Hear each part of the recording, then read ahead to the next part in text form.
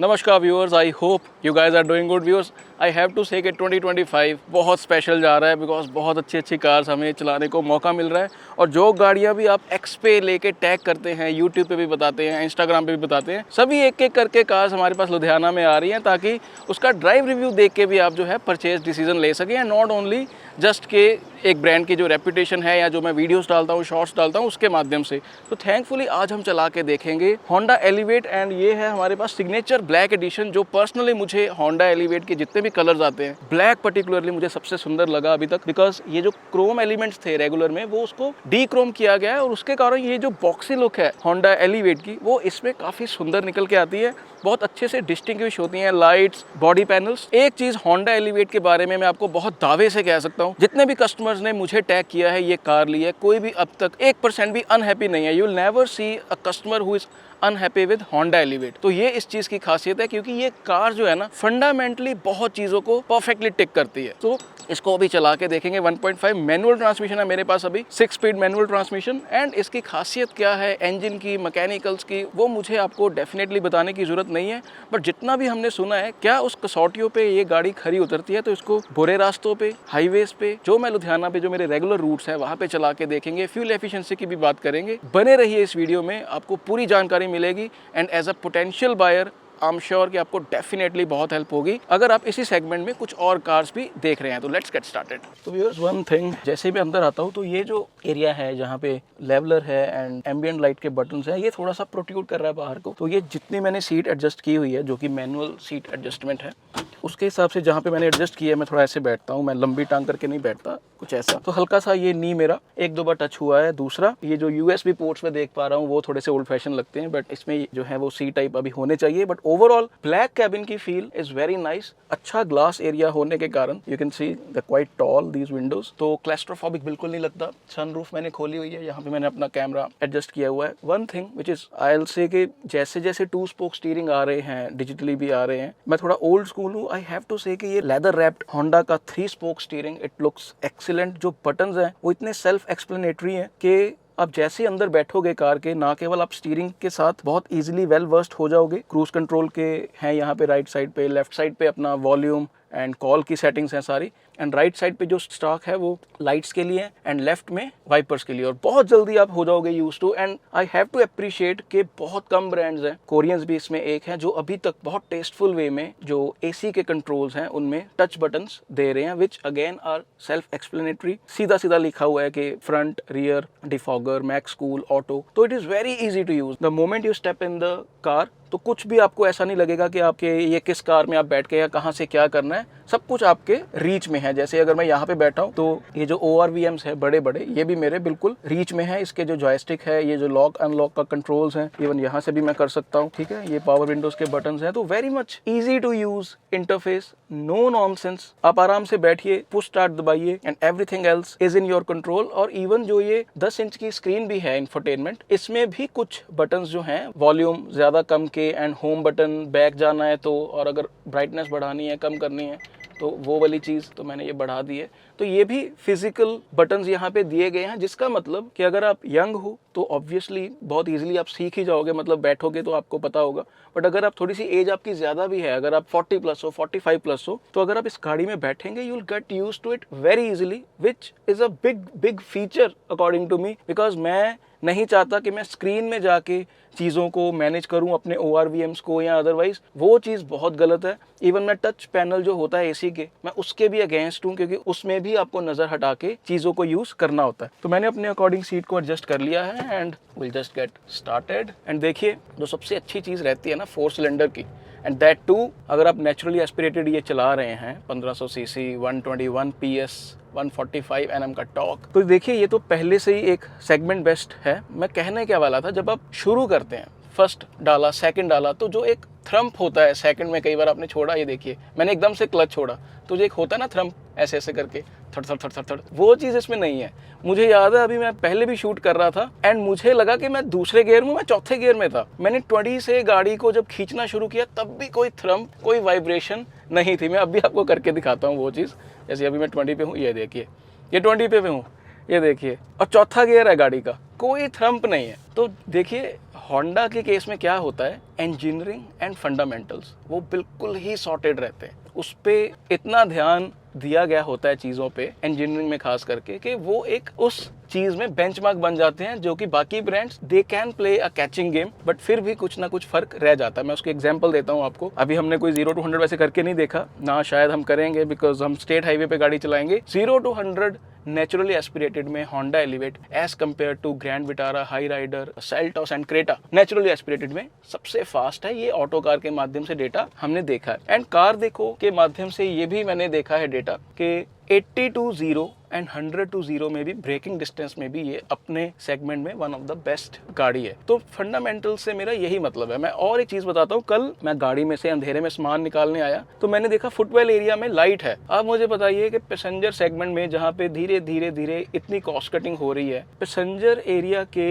And driver area के footwell में light कौन देता है? But it has. तो देखिए ये चीज़ें होती हैं। Even if you see the detailing, ये जब मैं खोलता हूँ सनवाइजर जो कि काफ़ी हैवी है, इसमें फ्लैप मुझे नहीं लगता कि बहुत कम ब्रांड्स देते होंगे। ये फ्लैप भी है और उस तरफ लाइट भी है। तो देखिए अपनी तरफ से ना होंडा ने ये कार बहुत दिल से बनाई है। एंड अभी जैसे मैं अपने वही रेगुलर रूट गिल विलेज में से जा रहा हूँ, तो इसकी जो विड्थ है 1790 mm I believe, length 4300 mm से थोड़ी सी ऊपर है। तो विड्थ बिल्कुल परफेक्ट है। आप इसको as a daily driver in the city use कर सकते हैं। And it's a perfect 4+1 seater I have to say, क्योंकि मिडल में भी आपको जो हेडरेस्ट है वो दिया गया है और बड़े सही तरीके से आप बैठ सकते हैं। बकेट सीट्स होने के कारण जो मिडल पैसेंजर है थोड़ा सा ऊपर बैठेगा। और क्योंकि अभी मैं गिल विलेज से जैसे जा रहा हूँ तो इसकी विड्थ ऐसी है कि मुझे कोई इसका ऐसे मसला नहीं है कि I need to be watchful about the left side, कोई ऐसी बात नहीं है। It's very much at par with other cars. एंड एक बड़ी अच्छी चीज़ मतलब उनको लगेगी जो SUVs के फ़ैन है। देखिए क्योंकि इस गाड़ी की ग्राउंड क्लियरेंस 220 mm है, जिसका फ़ायदा आपको बुरी सड़कों पे तो मिलता ही है। और पानी वगैरह में भी अगर आपने जाना है तो अगर बाकी कार्स निकल रही हैं तो आप भी बड़े कॉन्फिडेंस के साथ जा सकते हैं, ये याद रखते हुए कि 220 mm ग्राउंड क्लियरेंस है इस कार की, जो कि सेगमेंट बेस्ट ही होगी आई बिलीव, क्योंकि बाकी 190 के आसपास इनकी है, क्रेटा की या जो कुशाक या बाकी कार्स जो हैं। बट इसमें जब आप शुरू करते हैं चलाना तो जो ये बॉनेट है ये इतना फ्लैट है, क्योंकि कार की जो लुक्स हैं वो बॉक्सी है, इतना फ्लैट है और इतना प्रोमिनेंट इसकी क्रीजेस जो हैं वो दिखती हैं कि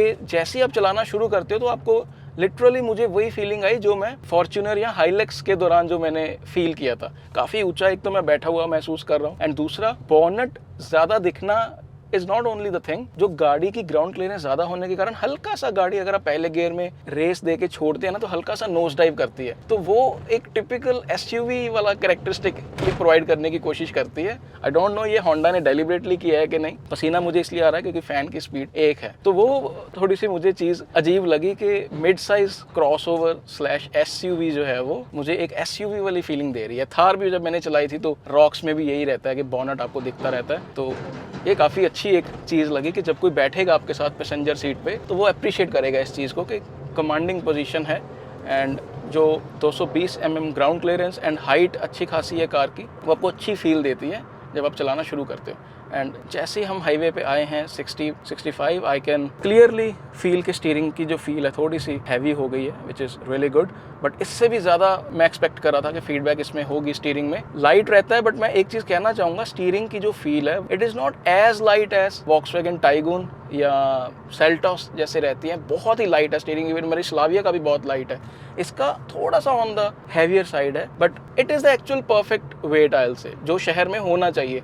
ओवरली लाइट मुझे नहीं उतने अच्छे नहीं लगते। हर तरीके के ड्राइवर की देखिए चॉइस डिफरेंट होती है। मुझे इसका जो वेट है, इवन होंडा अमेज का भी जब मैंने चलाई थी, उतना वेट होना चाहिए, एक कंट्रोल रहता है। एंड जैसे ही हम हाईवे पे आए हैं तो इसने अपने आप को टाइट कर लिया। जैसे अभी मैं 60 पे हूँ तो टाइट कर लिया और RPMs सेटल हैं अभी 1600 के आसपास, और 60 के आसपास जो स्पीड है हमारी सेटल्ड है। एंड काफ़ी देर जो गाड़ी है वो, क्योंकि मैं AC ऑन करके कुछ वॉक अराउंड कर रहा था तो फ्यूल एफिशिएंसी ड्रॉप्ड है। बट मैं आपको एक चीज़ बता दूं कि जब हमारे ड्राइवर आए थे दिल्ली से ये कार को लेके होंडा के, उन्होंने इस कार में 350 किलोमीटर में जो फ्यूल एफिशिएंसी निकाली थी वो 18 के आसपास थी। एंड जितनी देर ये गाड़ी मेरे पास रही है सिटी ड्राइव में, मोस्टली जो मैंने अपने शहर में जैसे टेस्टिंग के लिए रखी तो छोटे मोटे काम भी मैं निकालता रहा, बहुत ईजिली ये कार शहर में 13 के आसपास देती है। एंड अगर आपका रूट साफ़ है तो जैसे जो होंडा के हमारे पास ड्राइवर भाई साहब आए 18 की निकाली है। मैं एक नीट रूट में नाभा जैसे गया था तो उसमें मैंने 18.5 के आसपास बहुत आराम से निकाली थी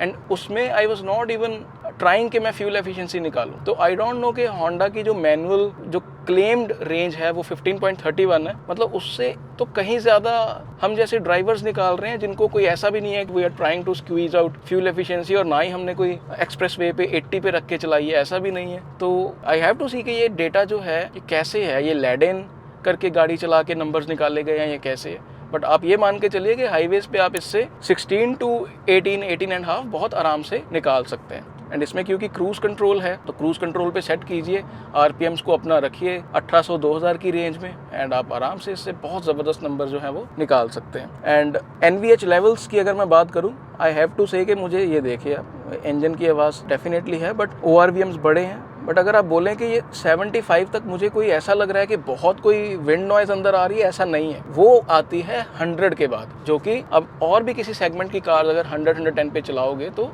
उसमें आती है। 2-3 डेसिबल्स का फ़र्क हो सकता है, उसका भी मैंने टेस्ट जो है स्लाविया और टी-रॉक के साथ नॉइज़ मीटर रख के किया है, वो आप ज़रूर देखिएगा। एंड अभी भी आप देखिए मेरा माइक लगा हुआ है, 70 पे मैं हूँ, अब विंड नॉइज़ जो है वो सुन सकते हैं। इंजन की आवाज़ अंदर आती है but since it is iVTEC, ये आइस कार है, इंजन है इसमें, तो वो चीज़ चाहे फायरवॉल इंसुलेशन है, बॉनेट इंसुलेशन है, थिक ग्लास है, but even then the engine noise, 4 cylinder engine noise that creeps in. तो yes, as compare to turbo engines जो 1700-1800 आरपीएम पूरा टॉर्क दे देते हैं और बहुत ही नॉइजलेस रहते हैं उस पर्टिकुलर रेंज में, तो उसके कंपैरिजन में ये जो iVTEC है उसकी इंजन नोट की आवाज़ अंदर आती है, which should not B troublesome.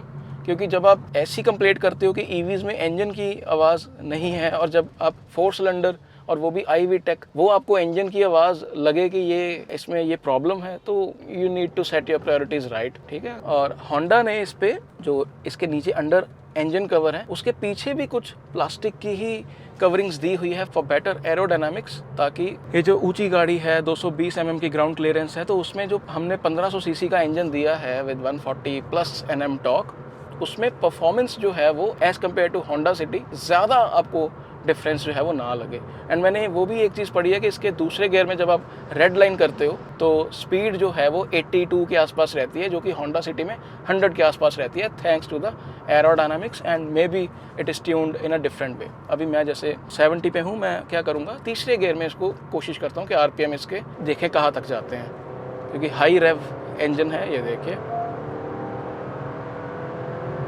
5000 6000 touch कर गए थे और मैंने गियर जो है वो अप शिफ्ट कर दिया because engine was becoming very much loud. But as you can see rev happy engine, कोई मसला नहीं है, you just pedal to the metal and it just pulls. और जो एक चीज़ रहती है नेचुरली एस्पिरेटेड में कि जैसे आपने ओवरटेक्स करने हैं, क्विक ओवरटेक, तो ऑब्वियसली आपको थोड़ी सी जो इसकी टॉर्क वाली रेंज रहती है 3000 के ऊपर 4000 के आसपास पूरा टॉर्क मिलता है। तो कोशिश कीजिए कि जब आपने ओवरटेक करना है तो सीधा उसी गियर में रखिए, आप एक्सेलरेट ना करें, 1-2 गियर नीचे करें। जैसे I will just try to overtake Carens, 60 पे मैं भी हूँ, तो मैं क्या करूँगा, 2 गियर नीचे करके I will just try to पुल।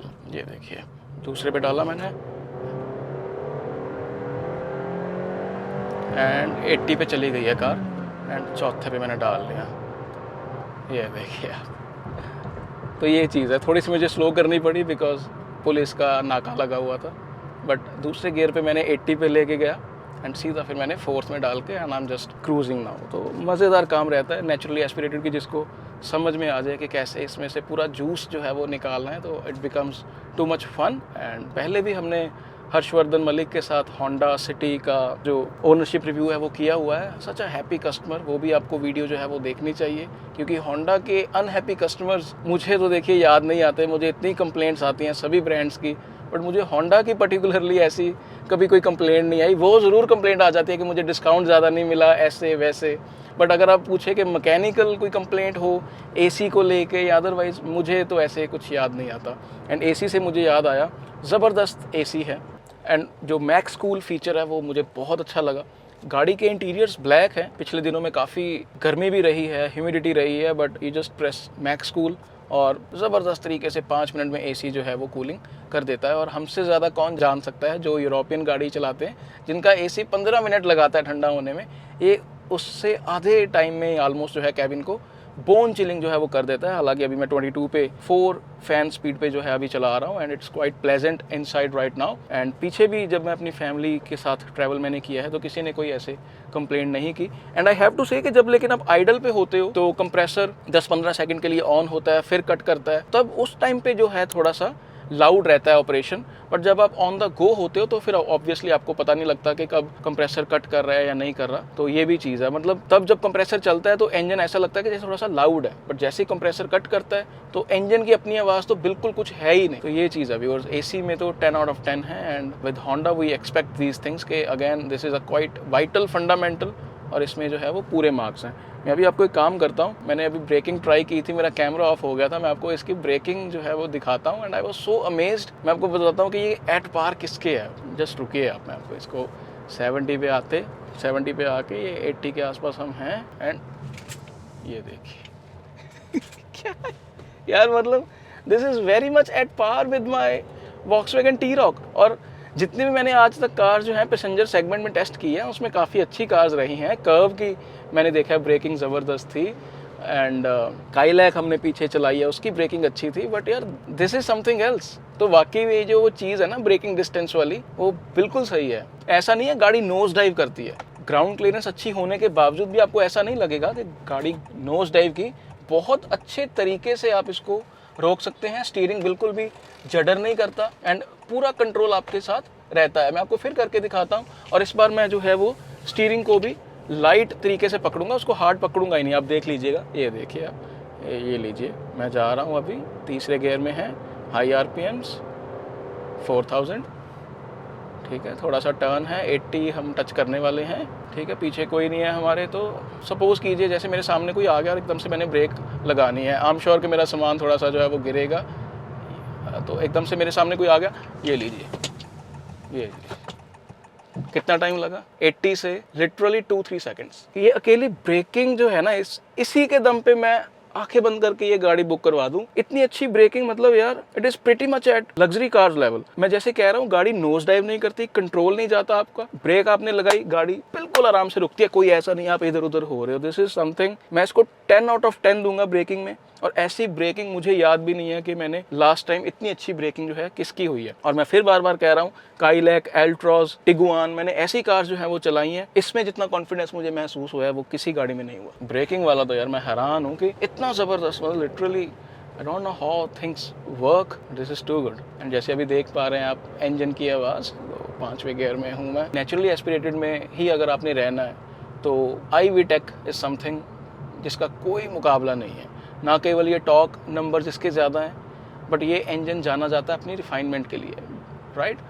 और रिफाइनमेंट क्या है, ना केवल वो है कि इंजन की आवाज़ कम रहती है as compare to other engines, but otherwise भी जो इसकी कैलिब्रेशन है विद क्लच एंड ये जो गियर बॉक्स है, इट इज़ टू गुड। आप इवन तीसरे गियर में ही रख के इसको बहुत ईजिली 30 से 80 में सारा अपना शहर जो है वो घूम के आ सकते हैं। ऐसा नहीं है कि आपको बार बार कोई सेकंड में करना पड़ रहा है, फोर्थ में करना पड़ रहा है, तो वो चीज़ भी रहती है। क्लच जो है वो लाइट है एंड जैसे ही आप छोड़ते हो क्लच को तो वो थ्रम्प जो है ना वो बिल्कुल भी नहीं होता। तो पूरे क्लच का बहुत तरीके से इस्तेमाल कर सकते हो। ऐसा नहीं है कि थोड़ा सा आपने छोड़ा और रेस जो है वो दी नहीं गई। वो क्लच जैसे ही आप छोड़ना शुरू करते हो, ये देखिए अब जैसे ही मैं छोड़ना शुरू करता हूँ तो वो ऑपरेशनल जो है वो हो जाता है। तो बहुत सही लगता है। It is like you are driving a perfect naturally aspirated car. It's very much like कि मुझे जब मैंने 1.5 कुशाक चलाई थी टर्बो चार्ज, उसमें भी देखिए पावर लीनियर रहती है बट टॉर्क काफ़ी ज़्यादा रहता है, 100 mm के आसपास ज़्यादा आपको मिलेगा। वैसी सी ही फीलिंग है, बट उसमें क्या रहता है कि जब आप इंस्टेंटली थ्रॉटल करते हो, जैसे इंस्टेंटली थ्रॉटल किया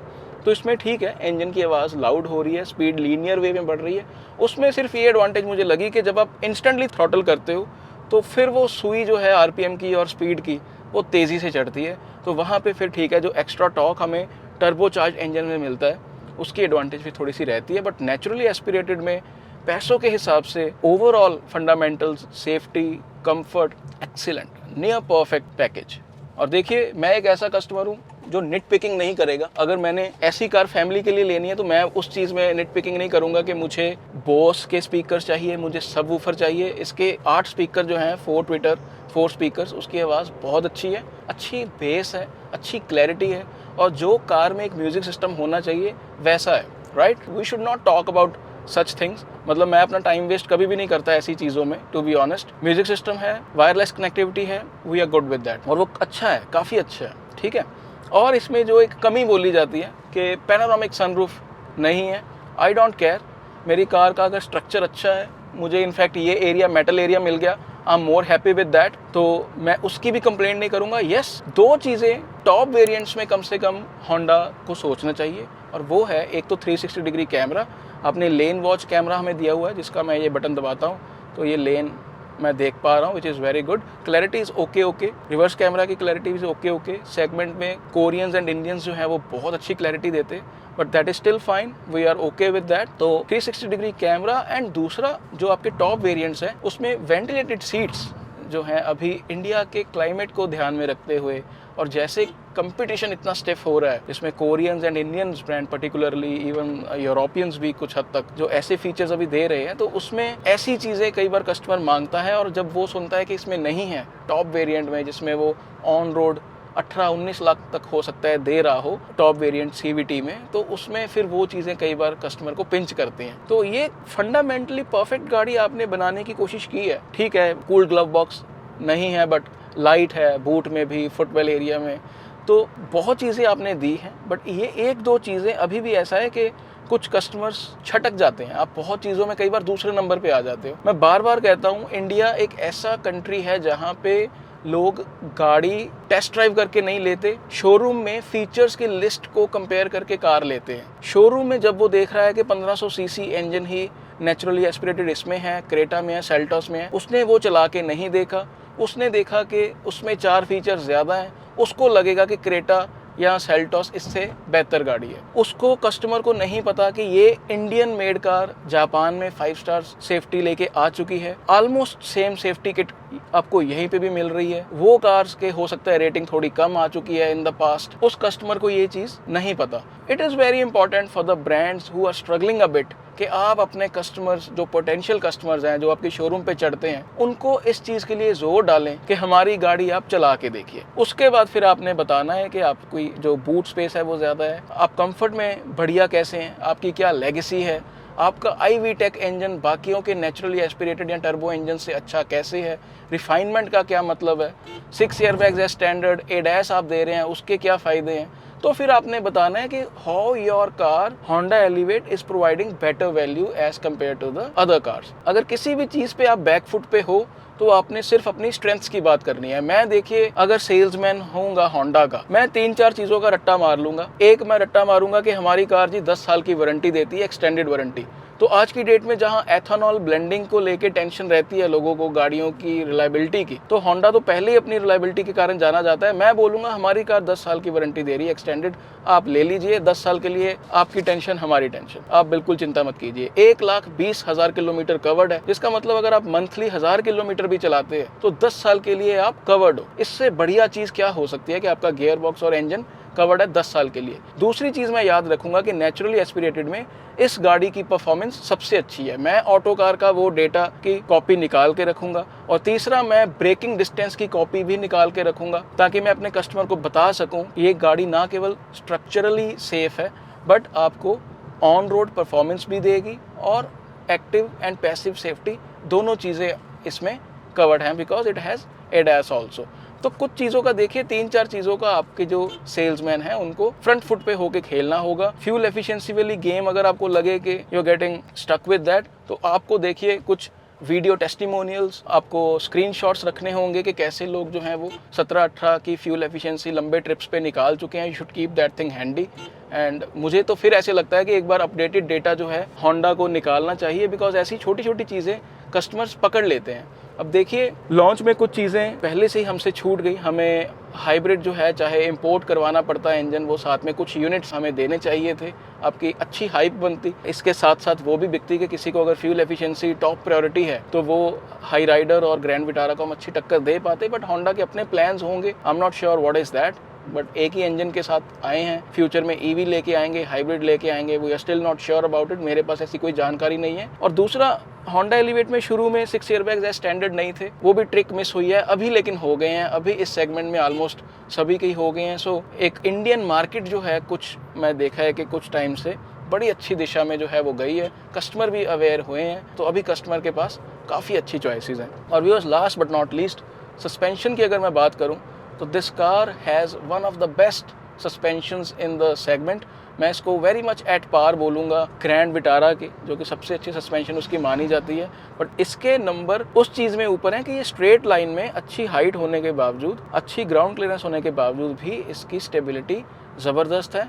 और बैड रोड्स पे क्योंकि इसकी सस्पेंशन की ट्रैवल ज़्यादा है, फ्रंट में आपको मैकफर्सन मिलते हैं, पीछे सिंगल जो बीम रहती है टॉर्शन बीम वही है, बट ऐसे इसको बनाया गया है कि गड्ढों में बहुत बढ़िया तरीके से ये गड्ढों को टेक ऑन करती है। और जैसे आप वीडियो पे देख भी पा रहे हैं, ये मैंने स्पेसिफिकली अपने आसपास जो गाँव की सड़कें हैं वहाँ पे चला के देखी, और उसमें देखिए यूरोपियन कार्स की क्योंकि स्टिफ रहती है सस्पेंशन, तो बहुत अंदर फील होता है। इसमें अंदर ट्रैवल जो है सस्पेंशन की ज़्यादा होने के कारण तो स्पॉन्जीनेस रहती है। अपनी तरफ से कार ये कोशिश करती है कि अंदर आपको उतनी फील ना आए। एंड बुरी सड़कों पे जब आप तेज़ी से भी निकलते हैं तो भी कार बहुत अच्छे से कोशिश करती है कि आपका जो कंफर्ट है उस पर कॉम्प्रोमाइज़ ना हो। But I have to say कि उसका मतलब ये नहीं है कि इसकी suspension on the softer side है। मैं इसको बैलेंस्ड ही बोलूँगा, एंड इवन बैलेंस्ड में भी 1-2 पॉइंट स्टिफर की तरफ, क्योंकि ये होंडा ने जानबूझ के ऐसा किया है ताकि जब आप हाईवेज पे हो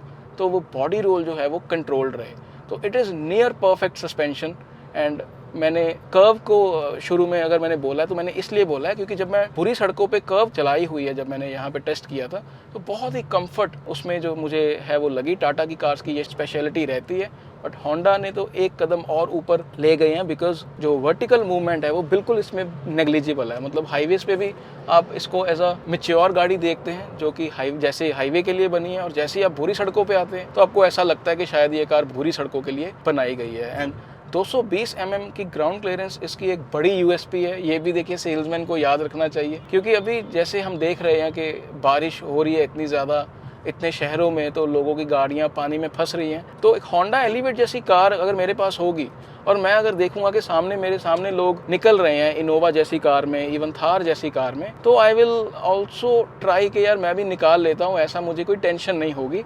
जो हो सकता है डेफिनेटली अगर मेरे पास सेडान है या कोई ऐसी क्रॉसओवर है जिसकी ग्राउंड क्लियरेंस 170 के आसपास है, शायद मैं कोशिश उसमें ना करूं। तो व्यूअर्स, क्योंकि मैंने अभी वाला जो ट्रिप है 73 किलोमीटर्स के आसपास जैसे गाड़ी चली है, बट इसमें याद रखिए कि मैंने गाड़ी खड़े करके भी एसी जो है वो चलता रहा था, तो 10-11 की फ्यूल एफिशिएंसी मैं निकाल पाया हूँ। बट आप मान के चलिए कि जब मैंने पहले गाड़ी अपने पास जो पूरे इस दौरान रखी है तो 13 के आसपास शहर में बहुत आराम से ये गाड़ी रिटर्न करती है, अगर आप सही गियर में इसको रखते हैं। एंड गियर से मुझे याद आया, गियर बॉक्स जो है बहुत बढ़िया है। गियर नॉब में कोई वाइब्रेशंस नहीं है, इतना it's very premium to hold. मतलब थोड़ा सा चौड़ा होता तो और अच्छा लगता, बट जो क्वालिटी है वो काफ़ी अच्छी है लेदर की, and it feels very nice. Vibrations नहीं है, हिलता नहीं है बिल्कुल भी, और जो इसके ऑपरेशन भी हैं वो बिल्कुल शॉर्ट हैं, बिल्कुल शॉर्ट थ्रोज हैं। थ्रोज इन द सेंस, मतलब मैं कह रहा हूँ कि ऐसा नहीं है कि ट्रैवल जो है वो ज़्यादा है, तो वो भी मज़ा आता है कि आपको हल्का हल्का आपके बड़ी रीच में रहता है। जो मैंने प्रॉब्लम कर्व के साथ फेस की थी कि वो उसका गियर नॉब जो थी वो थोड़ी सी रीच के बाहर थी, बट इसमें अगर मैंने अपना सीट एडजस्ट अपने एंगल के हिसाब से की हुई है तो बिल्कुल ये देखिए, अब जैसे फर्स्ट में है मैं अपना रिलैक्स्ड बैठा हुआ हूँ तो मेरी रीच में ही रहता है गियर बॉक्स। और हॉर्न ये सुन लीजिए आप, मैं देखिए ऐसे हॉर्न्स के अभी अगेंस्ट बिल्कुल भी नहीं हूँ। मुझे एक बात भी याद आई है, जो अपने ड्राइवर थे अपने आए थे होंडा के भानु जी, उन्होंने बड़ी अच्छी चीज़ बताई कि बहुत ही सॉबर ड्राइवर हैं वो। मुझे उनके थॉट्स बड़े अच्छे लगे।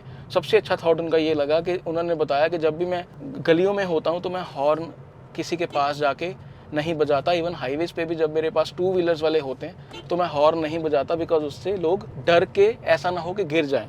तो ऐसी आई होप कि सबकी ऐसी सोच होनी चाहिए। पहले मुझे था कि यार स्कोडा वॉक्सवैगन के क्या ज़बरदस्त हॉर्न होते थे, अभी कैसे हो गए हैं।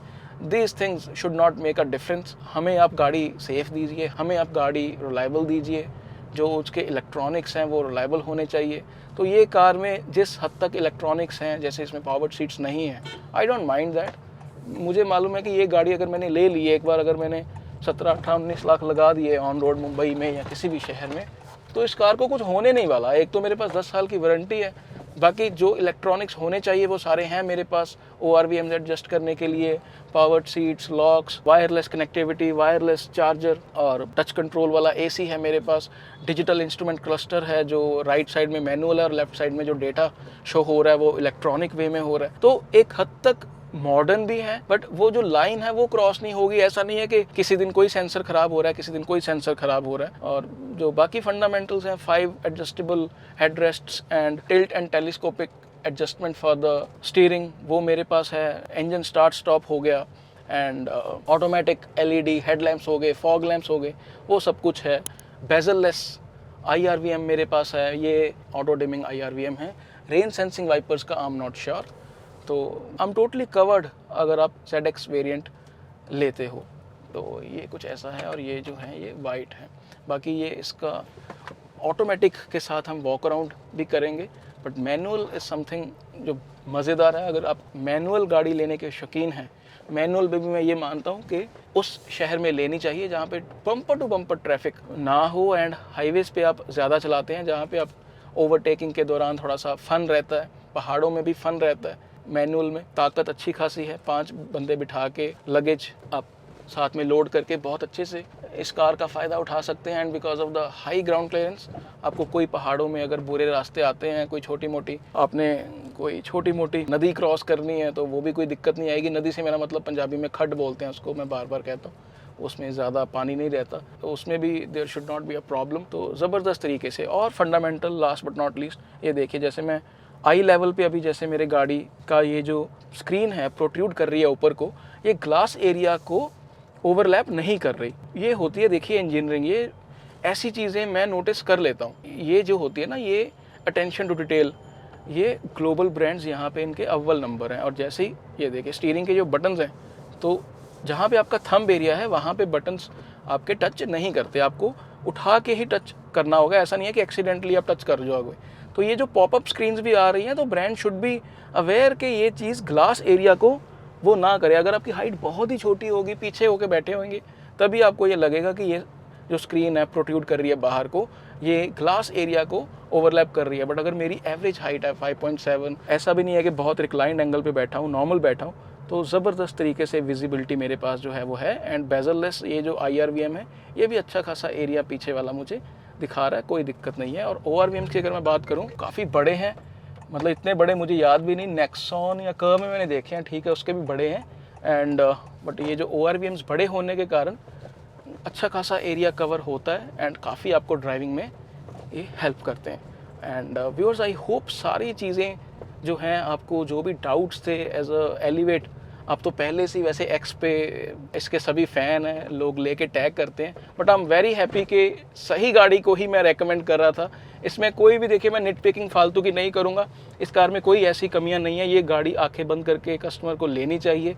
जैसे हालात बनते जा रहे हैं पेट्रोल कार्स को लेके, E20 तो ये फ्रेंडली है ही, बट क्योंकि 10 साल की वारंटी है, रिलायबल टैग ऑलरेडी होंडा पे लगा हुआ है, this car deserves to sell at least 4000 units per month. तो नेचुरली एस्पिरेटेड या टर्बो भी अगर आप ले रहे हैं, तो यार एक बार ये गाड़ी चला के देखिए। जो क्वालिटीज़ मैंने आपको बताई हैं, आप एक बार क्रॉस चेक कर लीजिए, खुद चला लीजिए एक बार, मैनुअल ऑटोमेटिक दोनों, जो चीज़ें मैंने बताई है खुद इसकी जांच पड़ताल कर लीजिए।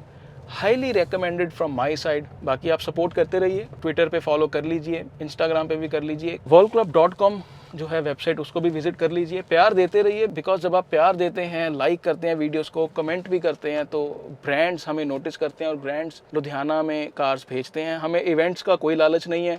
ओनरशिप रिव्यूज़ में क्या एक लिमिट रहती है कि मुझे अच्छा नहीं लगता कि मैं बहुत ब्रूटल वे में कोई कमियां बताऊं गाड़ी की। जो गाड़ी के ओनर होते हैं वो कई बार मुझे ऐसा लगता है कि ऐसा ना हो कि उनको अच्छा ना लगे, वो ऐसी मेरी कोई मंशा नहीं रहती। बट ब्रांड्स जब कार भेजते हैं तो एक जो भी फीडबैक रहती है पॉजिटिव नेगेटिव, तो इट इज़ वेरी गुड कि ब्रांड्स उस चीज़ को पॉजिटिवली लेते हैं। और ऐसा भी नहीं है कि हमारे मन में किसी ब्रांड के लिए द्वेष है।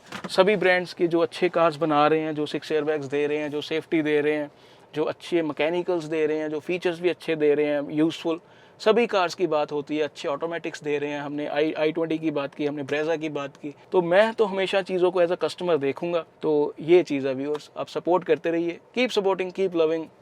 Thank you so much.